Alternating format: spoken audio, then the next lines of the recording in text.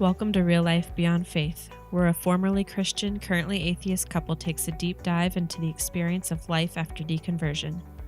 This is episode 6. I'm your host, Jenica Crail. And I'm your host, Patrick Crail.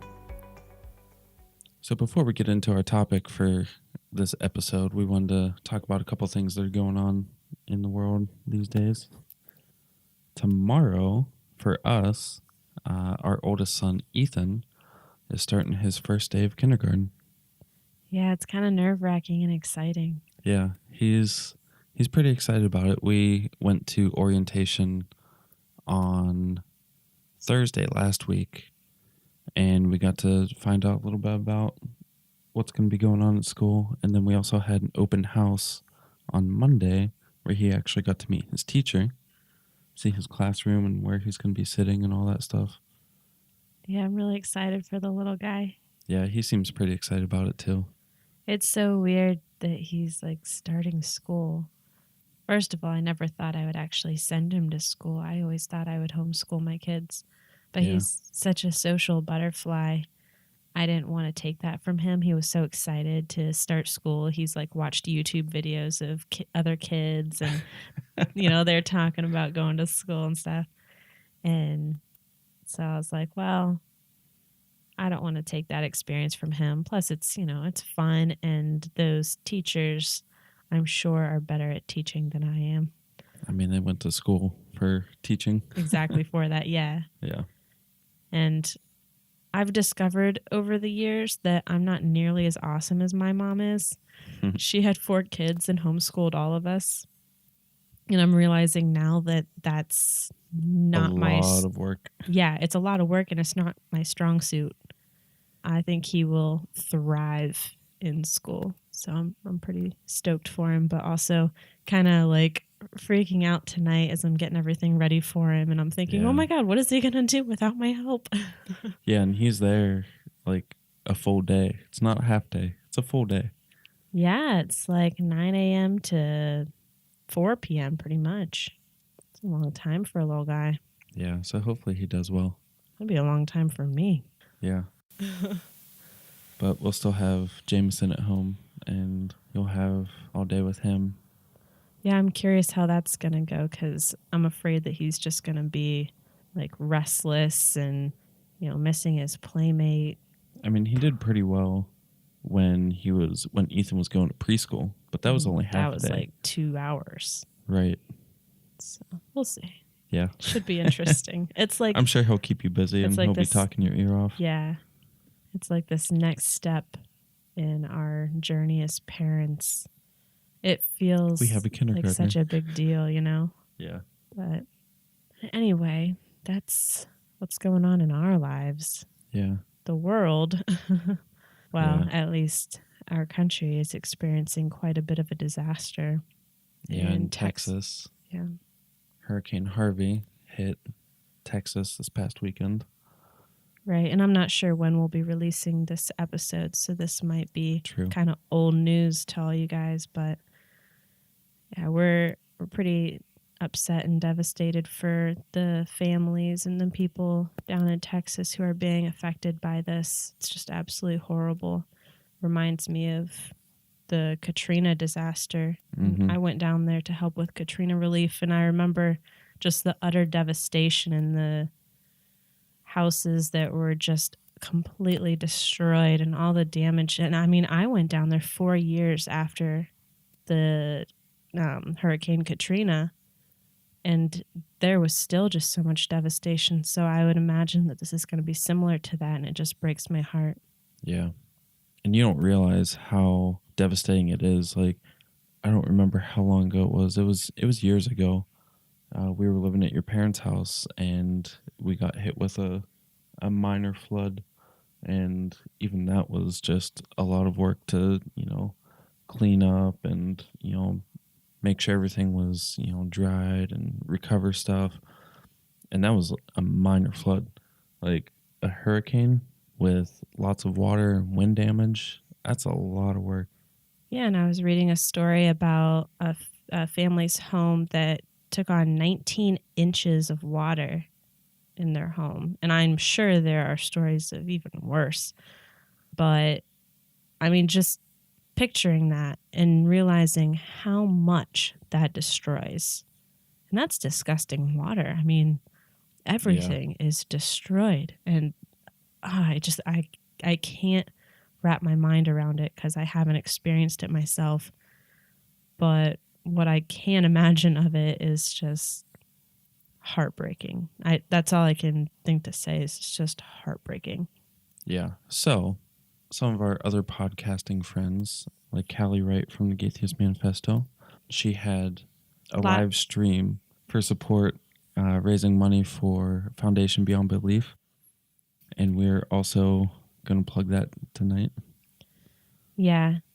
One of the things that happens when a disaster like this occurs is that you see a lot of memes on Facebook and posts saying, please pray for Texas, pray for this, pray for that. Things that don't actually help anybody. They're just, happy thoughts sent in that direction, which does absolutely nothing. But us humanists, secular humanists, atheists, we know that if you want to actually make an impact, you have to do something tangible. And so, a fundraiser, going down there to help with relief, that's how you can actually be of assistance to people. And so if you want to be that for these people in Texas, you can go to Foundation Beyond Belief. They're a fantastic organization that helps people during times like this.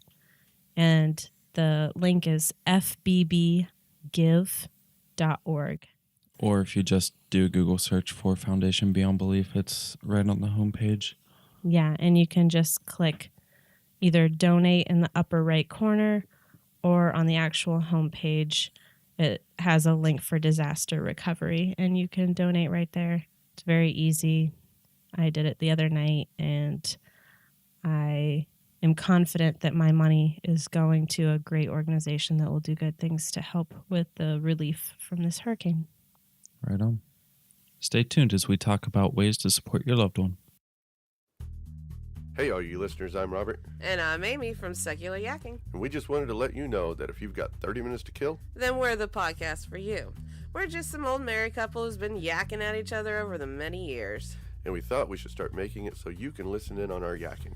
We dig past the mainstream and bring you the news that you may or may not have heard about. We take a look at politics, religion, science, and pretty much anything we feel like yakking about and sharing it with you. And let us not forget our weekly Mr. Potter Award. No, we're not professionals on anything we talk about, but we love to yak about stuff and give you our opinion on the matter.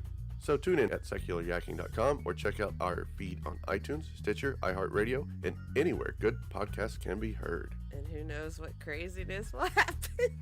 Yeah, just like this.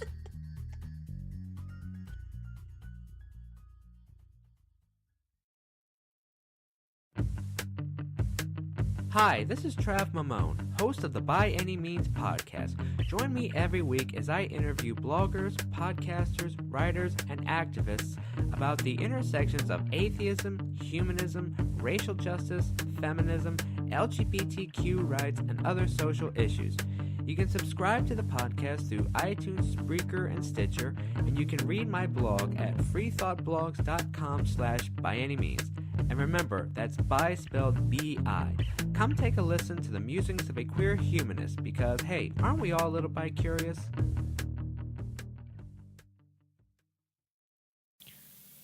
Today, we're going to be talking about ways to support a loved one who's losing their faith. And I actually wrote a blog post about this a little while back, and I had several bullet points that we're actually going to be discussing today. We will put the blog link into the show notes, and you guys can check back and read it if you want after you listen to the show, but we will be going a little more in depth into these points. I feel like this is such an important topic that it was important to not only discuss it in the blog, but also on the podcast. We also did a presentation at Secular Saturday about this very topic. And we also talked to Brian and Lexi of Scenic City Skeptic about this topic as well. So it's very important to us and dear to our hearts because it's the reason that we were able to get through this deconversion experience and remain happily married and sane. Yeah, and a lot of people struggle with this part of the process and don't make it out on the other side together. Right. So, And not even strictly couples, but family members as well, and friends. and friends. Yeah, definitely. It's just good information to have in general as well. If you know somebody going through something a little more serious in their life. Something difficult. Yeah, Yeah. for sure. It's just good to have good communication skills in general, I think. Yeah, exactly. And this, I mean, one of the main things throughout this is make sure to communicate well and to be kind and understanding and compassionate. So that's pretty much the theme that sums it up if you want to just turn off the recording now. So basically, just be a good person. Basically. But we have a little bit more detail to share with you. More after this. Have y'all ever wondered what it's like to be a redneck with empathy? Have you never heard of a southerner who isn't a blathering bigot? Well, have I got the show for you? It's the Podunk Polymath Podcast, hosted by myself, Chris, and it's the sentiments of a secular, sarcastic, screwed-up Southern SJW and skeptic. You can find me and the show on iTunes, Stitcher, YouTube, or your favorite podcatcher. Y'all stop on by and take it easy now, okay? Hi, I'm Trav Mamone. And I'm Morgan Stringer. Do you like drunken rants, major shade throwing, and semi-funny skits? Do you often find yourself reading the news and thinking, are you shitting me? Then check out the Bi-Skeptical Podcast. Every 2 weeks, we discuss politics, religion, and current events from a skeptical point of view. You can find us on iTunes, Spreaker, and Stitcher. Check us out because in the end, we're all a little bi-curious. So the first and I think most important step when you're dealing with someone going through a deconversion is to listen. We think it's really important to be able to listen to the person talking about their concerns and struggles and not be listening to respond, but to listen just to listen and be a support. Yeah, absolutely. You were always really good at that.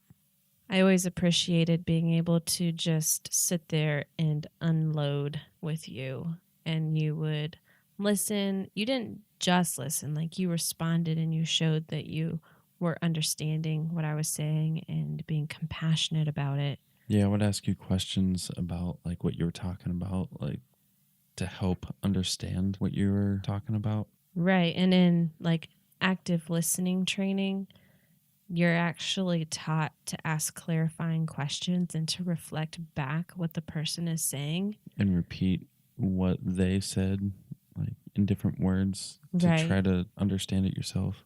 Right. That's what reflecting is. Like that's one of the terms that they use is you reflect back. So you repeat back in different words what they're saying so that they know that you understand, or they can correct you and say, no, actually I meant it this way.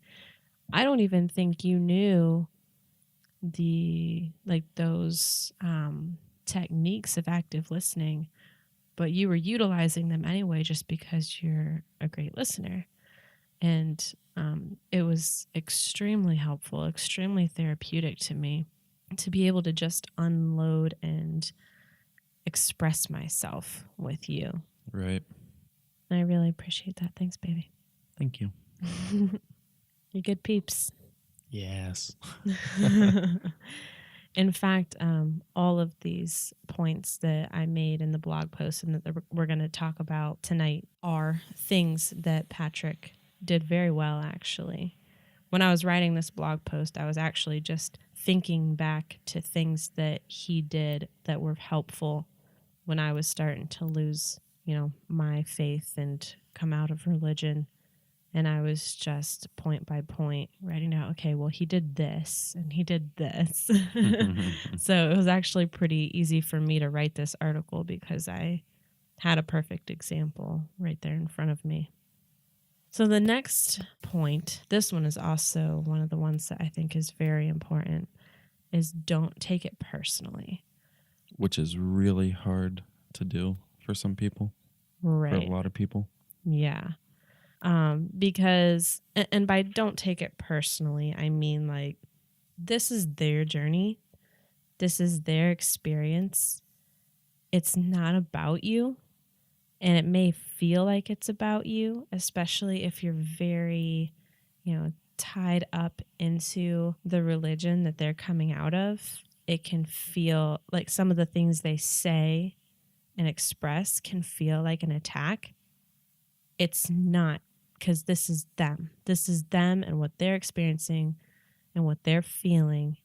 And it's not about you. And another thing that can happen is that they can lash out at times because they're experiencing grief and sometimes even feelings of betrayal. I know I felt like I had been lied to my whole life, even though I couldn't pinpoint like what to be angry at or like what to be upset at, because, nobody was being malicious to me. They weren't lying to me, maliciously. They were teaching me what they thought was true, but it still upset me. It made me mad. And so there were times when I lashed out in that anger. But you didn't have anybody to direct that anger at. Right. And so a lot of times... Who deserved it. Yeah. And so a lot of times I ended up directing it at you or at, a family member. Yeah. And even though, my bad behavior is on me, it was still very important for you to see that and understand that I'm just dealing with my emotions and that you couldn't internalize that or take it personally, but just realize, this is part of the grieving process and you have to be patient. And you were incredibly patient through all that. I mean, you got upset, obviously. Right. And I'm not even sure how well I did at this step because it was, for me, hard to not take it personally because for us, I mean, we both grew up Christian. And then when you started losing your faith and making arguments against Christianity, and I was still, trying to stay with it, it's hard to not feel like that's not an attack. And I don't know if it was more of an internal struggle or if it came outward, like the feeling like it was a personal attack, but it's something hard to deal with and like be good at. Yeah.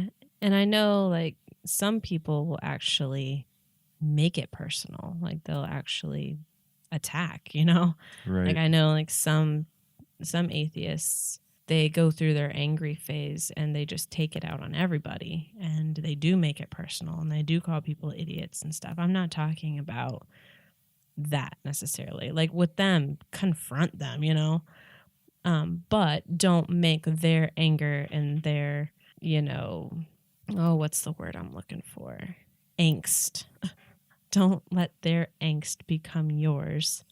Take it in stride. Realize this is their thing that they are going through, and it doesn't need to be your struggle, or it doesn't need to be on you, and it's not your fault. It's not up to you to fix it. Yes, that's what I mean. And this goes back to the first step that we just talked about is listening. You don't have to fix the problem. You can sit there and listen and be empathetic to what they're going through. Right. Exactly. The next thing to keep in mind is to be patient through all of this. You'll need to be patient, forgiving, and as understanding as possible because there's a lot of stress and emotion going on throughout this process. Right. Yeah, this can be a very trying time for both your loved one and for yourself, just having to deal with the process, deal with the grieving. They're going to be, going through different phases. Like, for instance, I dealt with the anger phase, probably the longest of all of the phases. And it took a great deal of patience on your part to deal with that. And the thing is like, I had good reason to be angry. So you could be understanding of that and understand, like, there are things that I'm recapping from my life or reanalyzing about my life that make me genuinely mad and upset. So it wasn't like I didn't have a good reason to be angry. And that's part of, like, validating somebody's experience and realizing, like, this, this is something real that you're going through. Even if you can't totally relate to what they're experiencing, you can still be a support to them by being understanding and patient. That was kind of a rambly way to explain it, but hopefully my point gets across. And for the person going through it, it's like they grow up with one belief system and then all of a sudden it's being ripped out from under you. So they're going through a huge life change and it's a lot of stress. There's a lot going on it's not just like, oh, what shirt do I want to wear today? Do I want the red one or the blue one? Like, it's a major life, I say decision, but it's not an active decision on what you believe. It's more of a conclusion that you come to. Right. Like, we didn't decide, oh, well, I'm not going to believe this anymore. It was more like coming to the realization that we can't believe it anymore.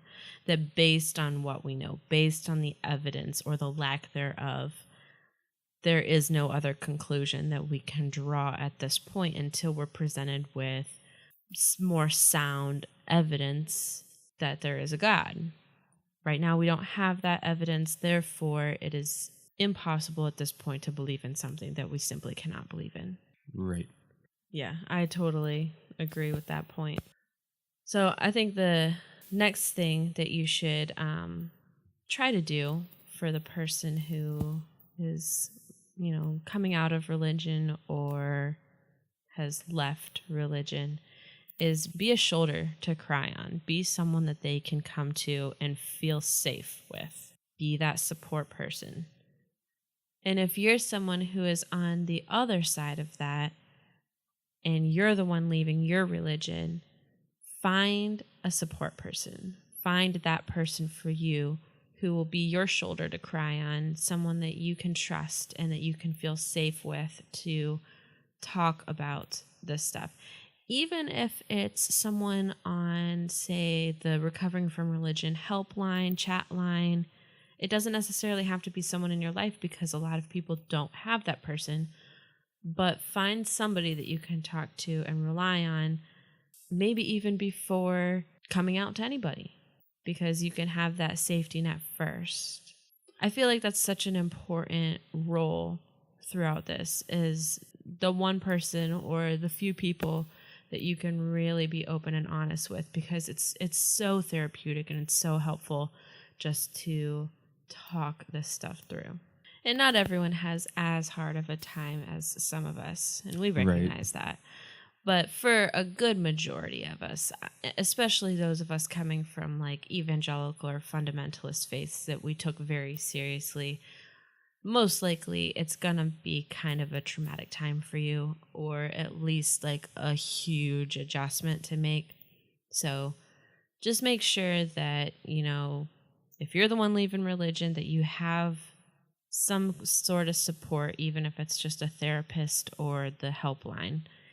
And if you are the one who is being the support to the person leaving their religion, make sure that you are a reliable shoulder to cry on.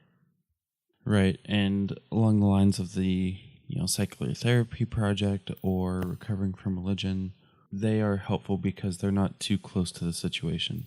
They've been there before. They know what's going on, but they don't have ties to you to judge you. Right. Or to be offended Right. or take it personally in any way. The next thing that we would suggest is to make sure that you validate their feelings. What they're feeling is real. Whether you understand it or get it, it's real. It's what they are experiencing. It's their own, it's not yours. Your job is to support them through it.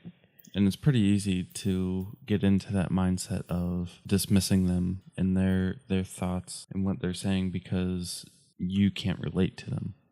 Right. So it's going to take a little bit of effort to try to empathize and understand what they're going through. Yeah.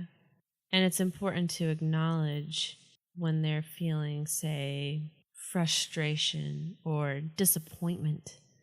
That's a big one. It's just feeling disappointed that, one, you've spent the majority of your life living your life based on something that you now believe is a lie.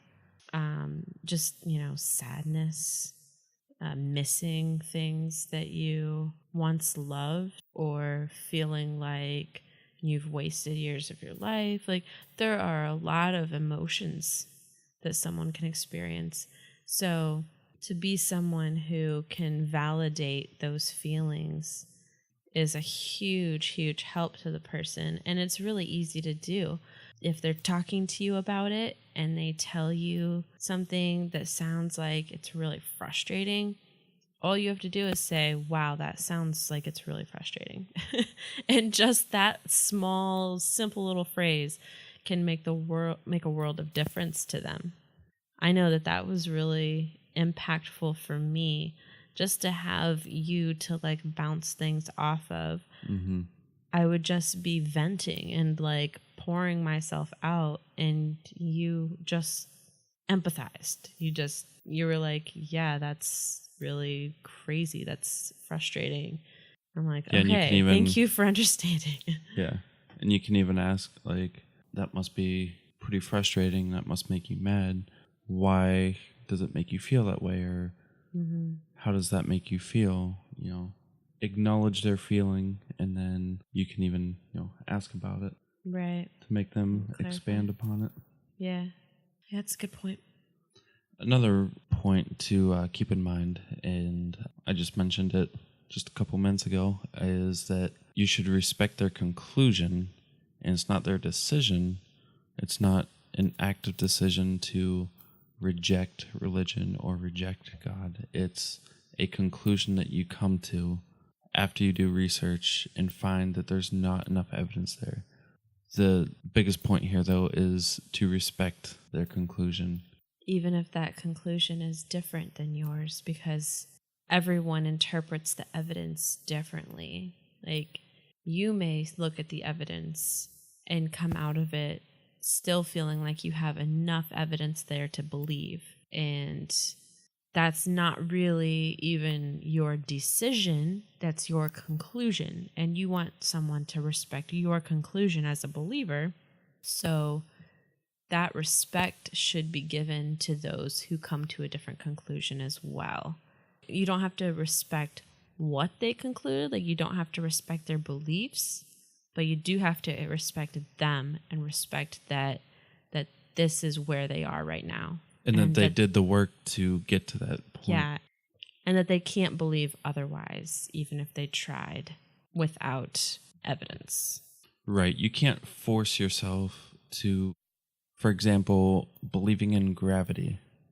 Gravity exists whether you believe it or not.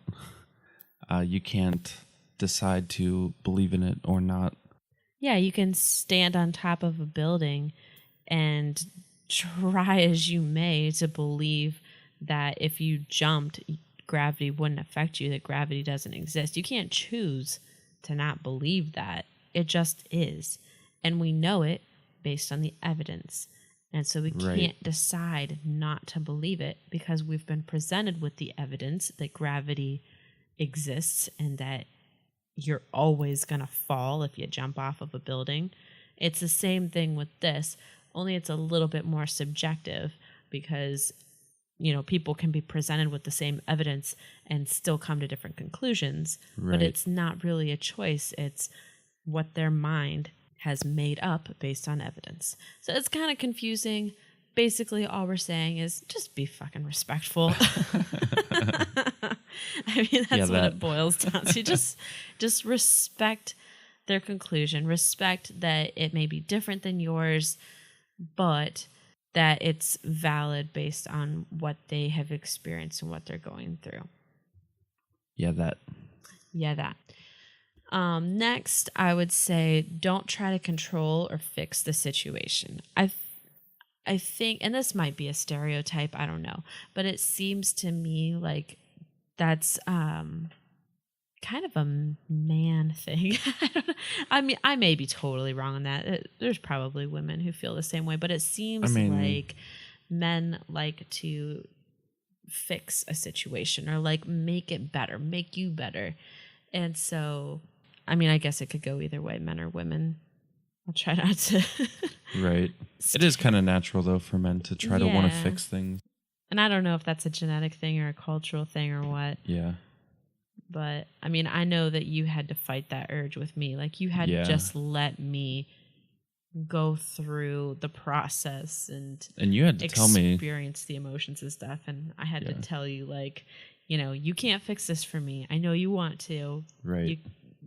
There's no way for you to fix it. All you can do is support me. And that it can be frustrating, like not being able to physically do anything. Like when you see someone in need of help, like you want to be able to help, right, and try to fix, something. But in this situation, when you can't, it can be frustrating that you can't physically do anything except be there and be supportive. Right.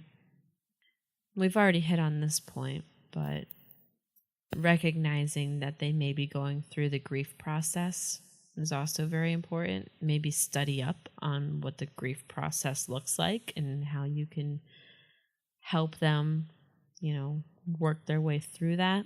In the different stages and what they are. Yeah. Yeah, I mean, we've already touched on this multiple times already, so we won't go into too much detail, but just, recognizing that that's what is happening for them. They feel like they've lost a loved one, or at least they may. That's how it was for me. Pretty much every step of the grieving process is what I experienced. And I know a lot of people who have gone through the exact same thing, so it's not uncommon at all. And I mentioned before in one of the previous episodes that I don't think mine was as severe because I kind of lived through it secondhand through Jenica. So not everybody might have the same intense grieving process as everyone else. But just know that it can come up and it can be there. Do you feel like you grieved at all the loss of your faith? And how did that look for you? Because it wasn't as intense for you, but I know it still caused you sadness. Right. I feel like my anger stage wasn't very pronounced. Like, it was there shortly, but I wonder if it's because of how I was brought up and, like, as far as religion goes, like, I didn't have any traumatic experiences. Yeah. You had a few. Yeah, but my anger mostly came from the damage that I saw in the world in general caused by religion. Right. Like, yeah, I was mad about things that I had believed and things that had happened throughout my life. But the biggest thing for me was stepping back and looking at religion as a whole, knowing that it was a lie, and having to realize that all of the pain and suffering and grief that has been caused by religion was for literally nothing. was for this made up stuff. And so it was for me to like process that. I was just filled with righteous anger, if I can use that term. Yeah. But it was just this sense of there is no justice. Like, this is wreaking havoc in people's lives, and they're embracing it rather than pushing it out. And it just infuriated me. And it made me want to yell from the rooftops, stop believing this stuff that is hurting you. Mm-hmm. You know? Like, I know it hurt me in my own life, but more than anything, I was mad for the people who it hurt even worse. You know? Like, Catholic priests are getting away with raping children all the time. Why? They have a huge religious organization that is covering it up.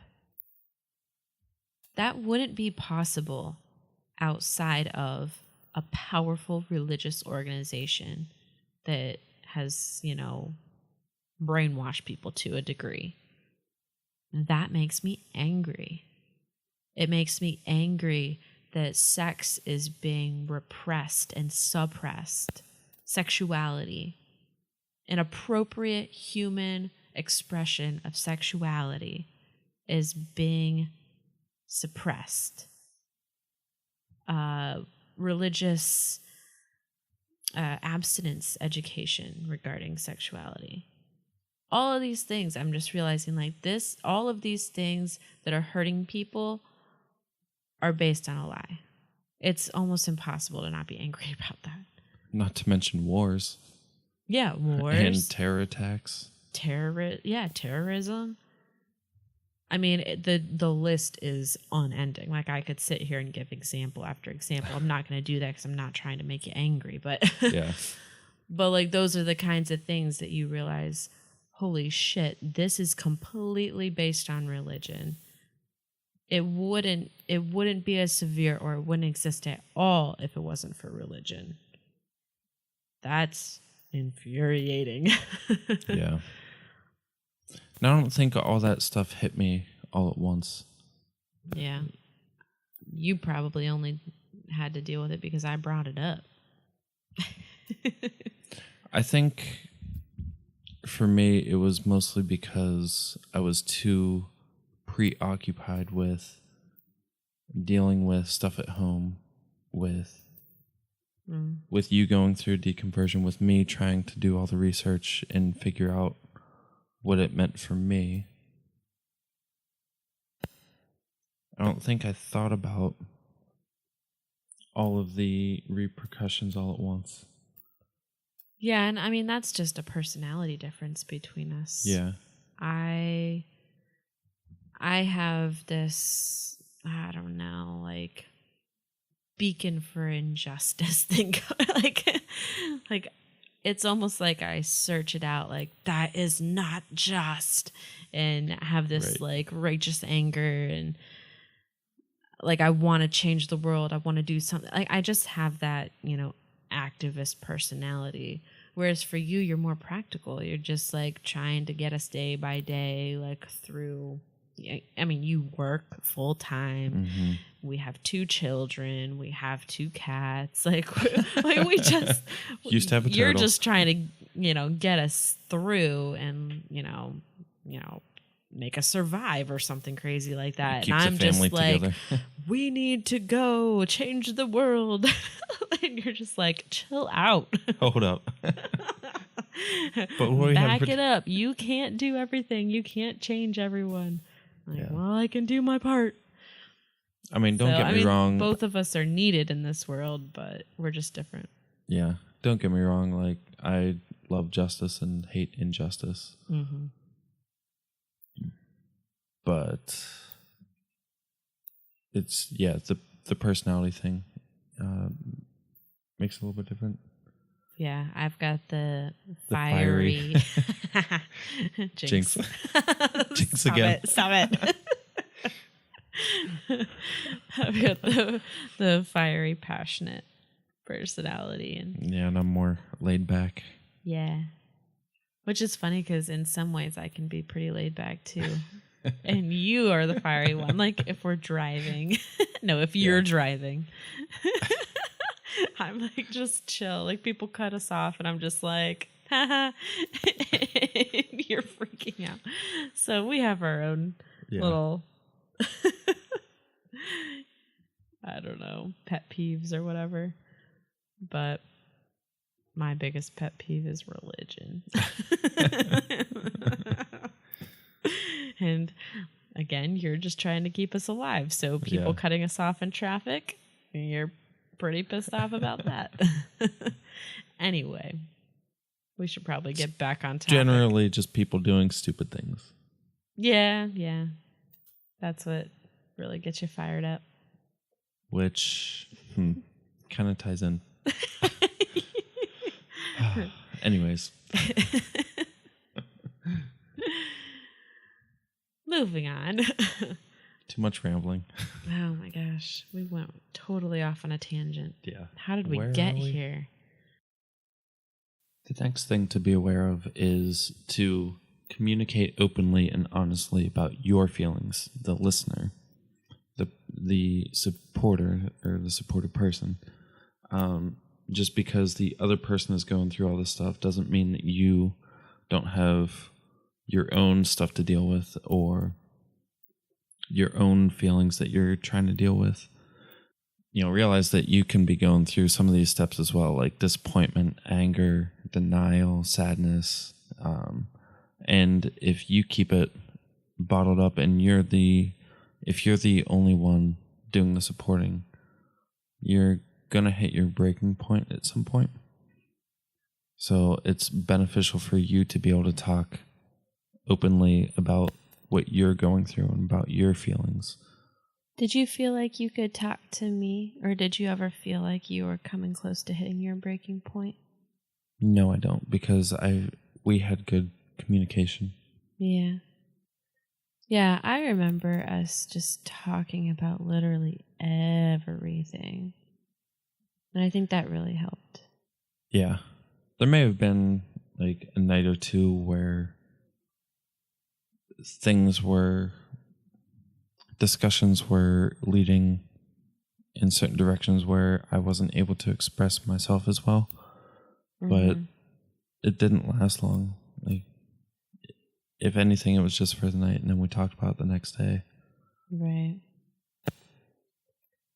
Yeah, that's good. Yeah. Sorry, I was just curious. Yeah. But yeah, I think this is a really important point because you can be so wrapped up in the person who's going through the transition that you forget that their transition and their change of, worldview can actually have an impact on you as the support person, that you're experiencing, this disappointment and sadness over them losing this connection that you guys had before. And, being open about that is going to give your relationship the honesty and the integrity that creates a strong, lasting relationship. Right. And the same thing, goes in the opposite direction, of course, like we were talking about before. Just open communication, period, is just so, so crucial to making this thing work.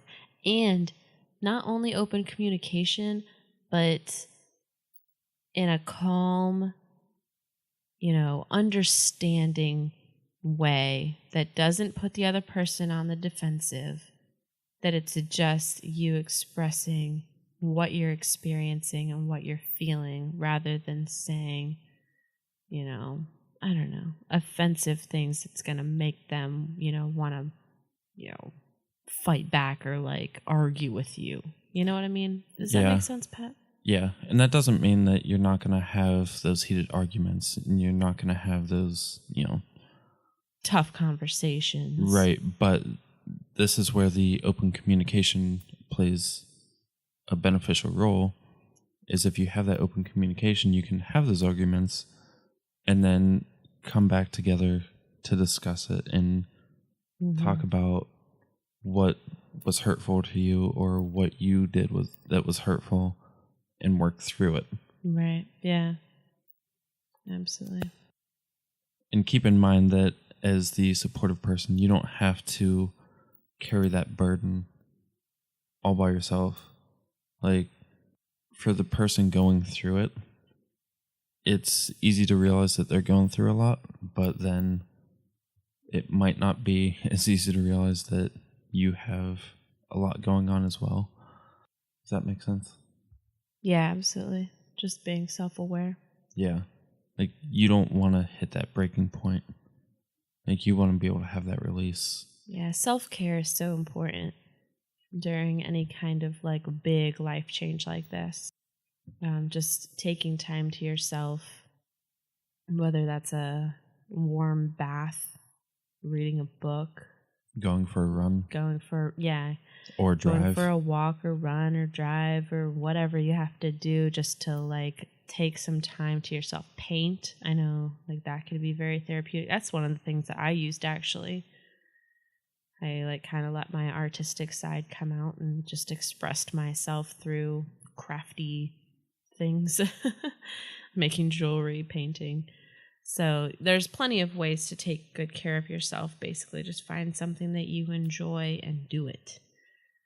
But this last point, I kind of threw in here at the end of my blog post because I personally think that it's important. It kind of like is a different flavor from the rest of the points, but please do not use Pascal's wager as an argument for faith. Like, well, hold on. Explain what Pascal's wager is. That's what I was about to do. Well, do it. Give me a hot minute. Do it. Anyway. Don't do this to your loved one. Don't tell them, well, what would be worse? Believing in God or, choosing to believe in God and then being wrong and dying and there's nothing. Or choosing not to believe in God and then you die and you're wrong and you go to hell. One has a terrible consequence and the other is no big deal. And then you live your life being a good person and believing in God. And then if you're wrong, no harm done. First of all, that's a load of horseshit. First, we already talked about how you can't choose what you believe. You believe something based on what evidence you're presented and your mind makes itself up. Second, that's so dismissive of the energy and the work they've put into, either doing the research or asking the hard questions or whatever the case may be. It's so, this Pascal's wager, that argument has been debunked over and over and over again, and yet people keep bringing it up. Well, if you're wrong, no, it doesn't work that way. And the main point is that you can't choose to believe something that you just simply can't believe. I can't choose right now to believe in a God because I don't believe in a God, Yeah. It's like what we were talking about before. But when someone uses that argument, I don't know, it just pushes my buttons. That's why I included it. It's one of those things that a lot of people will use. Well, it's kind of the go-to argument. I mean, I remember when your dad came out, that's the first things that was on our minds. We brought it up. Yep. Yeah, and I wish I would have read a blog post like this before bringing up that argument. So. And speaking of, we'll probably add a link or two in the show notes about Pascal's wager. Yeah, and we'll of course include the link to this blog article as well. If you wanted to like read through the points or share it, you can feel free to share whatever we post on social media, wherever you want to. We're just hoping that this can be of some kind of a help.